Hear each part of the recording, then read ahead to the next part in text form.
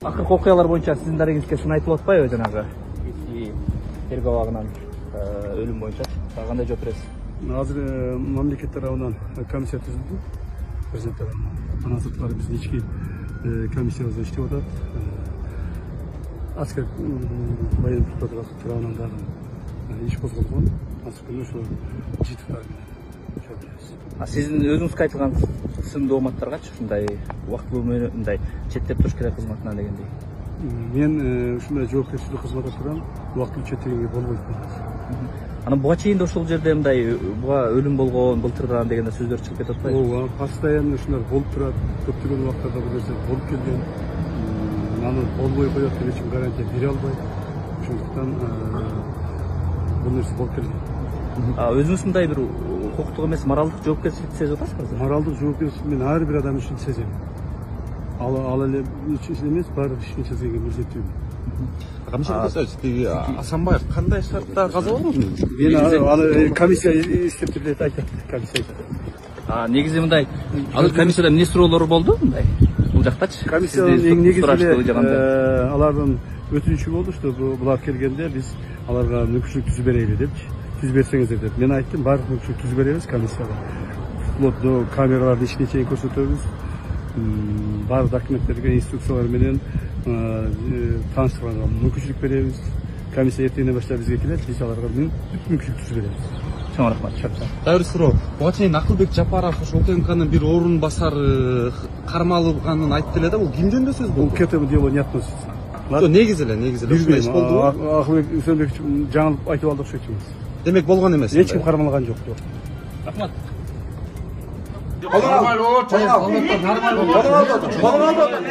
Бүгүн Бишкек шаардык соту Мелис Аспековдун ишин карады. Жеринин эксонун журналисти барган. Анын айтуусунда Бишкек шаардык соту Аспековдун ишин жабык кароону чечип, массалык маалымат каражаттарына видео жана фото сүрөт тартууга тыюу салган. Бирок журналист калтырылган. Ал эми соттук отурумдун жүрүшүндө Аспеков мен эч качан өзүм кол салбайм деп кайрылуу жасаган жана анда ал ишти караган сотту алмаштырып берүүнү өтүнгөн. Эгер талабы аткарылбаса ачкачылык жарыялай турганын билдирген. Жарандык активист Мелис Аспеков жана анын шериги Улан Жураев Кыргыз темир жолу мамлекеттик ишканасынын жетекчилигинен 250 000 АКШ долларын талап кылууга шектелүү 2021 жылдын 9 январында кармалган. Ушул жылдын 23 мартында аны 1 май райондук соту 7 жылга эркинен ажыраткан.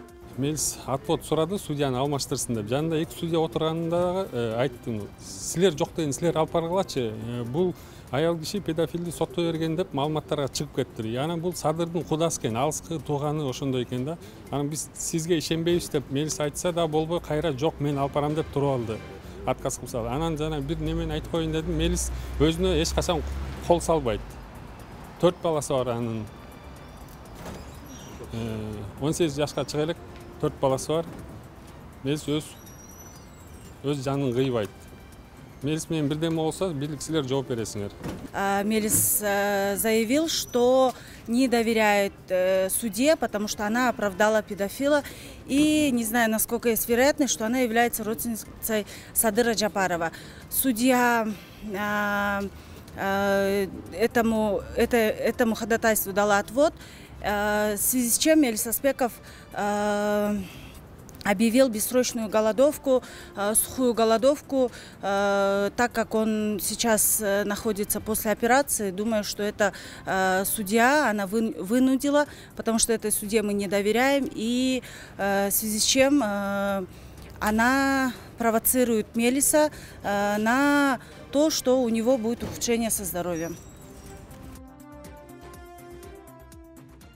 Бишкектин Свердлов райондук сотунда бүгүн иликтөөчү журналист Болот Темировго маңзатка байланыштуу козголгон кылмыш иштерин териштирүү башталды. Соттук отурумдун жүрүшүнө Темиров күнөөлүү эместигин айтты. Эске салсак, журналистке ушул жылдын январ айында Бишкек шаардык милициясы ага карата жаза кодексин, баңгизаттарын, психотроптук каражаттарды жана алардын аналогдорун мыйзамсыз даярдоо беренеси менен кылмыш ишин козгогон. Мунун алдында анын Темиров Live деп аталган YouTube каналы 2 күндө 37 миллион сом тапса болот. Садыр Жапаров жана Ташевдин схемасы деген темада иликтөө жарыялаган. Анда улуттук коопсуздук комитетинин төрагасы Камчыбек Ташиев менен анын жакындарынын аты аталган. Бирок атайын кызматтын башчысы дооматтарды четке каккан. Жашыруун секретный материал папкада бизге көрсөтпөгөнү бул логикага туура келбейт да. Себеби ал жерде гүл сүрөткө тартып эле сот менен прокурор сүйлөшүп алып туруп эле көрүп туруп, сонун сүрөткөн түрмөгө отургузуп эле чечим чыгара коет да. Же адвокаттарга көрсөтпөй, же эч кимге көрсөтпөй. Белгисиз ал жерде гүл тартылганбы, сүрөт тартылганбы, эмнени секретный материал катары мындай далил катары көрсөтүп атышат да. Мыйзам негизинде турамыз туура? Мыйзам негизинде баягы өзү айтып атат сот, баягы обвиняемыйга, потерпевшийга, башкаларга коркунуч жаратса, ошондо гана баягы жашыруун катары караса болот. Бирок мага кандай коркунуч?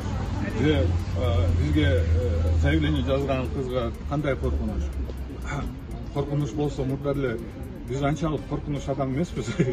Же болсо биздин жашоого коркунуч болсо дагы боло берсин. Мен ачык көрсөткөнү каалайм.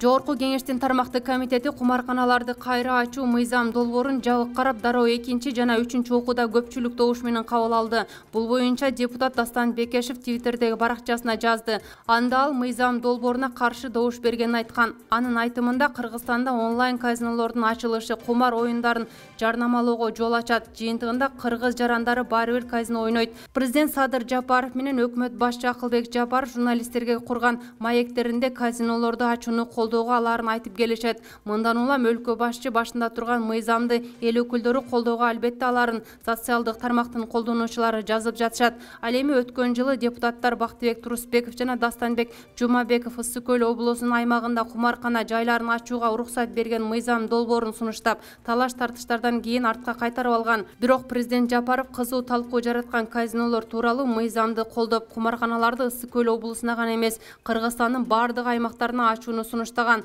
Бирок мамлекет башчынын демилгесин колдобогон бир катар топ улам Кыргызстанда казинолорду аштырбоо максатында митинг пикеттерге чыгып жатышат. Алар канчалаган кыргыз жигиттери кумар оюндарынан өзүнүн тагдырын жашоосун уктурганын айтышып, энелердин көз жашы үчүн казино ачууну токтотууну суранып, талап да кылып келишүүдө. Друзья, у нас на комитете по бюджету рассматривался законопроект об открытии казино и других азартных игр. Во втором и третьем чтении этот законопроект прошел, и я голосовал против. Немного вам удивительно, почему я резко поменял позицию. Дело в том, что этим законопроектом разрешают онлайн-казино и рекламу 24/7 всех азартных игр во всех средствах массовой информации, на телевидении, билбордах. И это означает, что наши граждане будут играть в казино, что бы там ни говорили в нашем правительстве.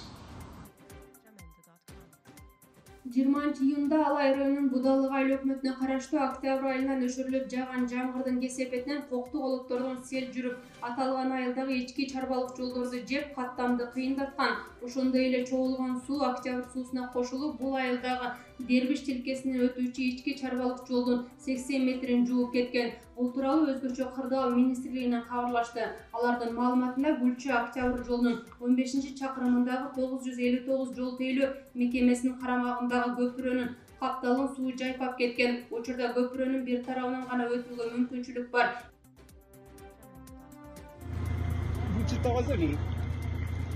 Мына Ак Ордонун жамааты мына. Чүй облусунун Ак Ордо жаңы конушунун жашоочулары уюлдук телефон жана майда буюмдарды уурдап жүрүп деген адамды кармашып, жылаңаштап, зым карагайга байлап, ага ууру деген жазууну денесине чаптап салышкан. Жергиликтүү тургундар мындай аракеттери менен ал адамды жазалоону пландашкан. Ал эми устунга байланган жаранды Сокулук районунун ички иштер бөлүмүнүн кызматкерлери тергөө кызматына алып кетишкен. Учурда тергөө жана ыкчам иш-чаралар башталган. Ал эми ууруну устунга байлаган жарандырга юридикалык баа берилет.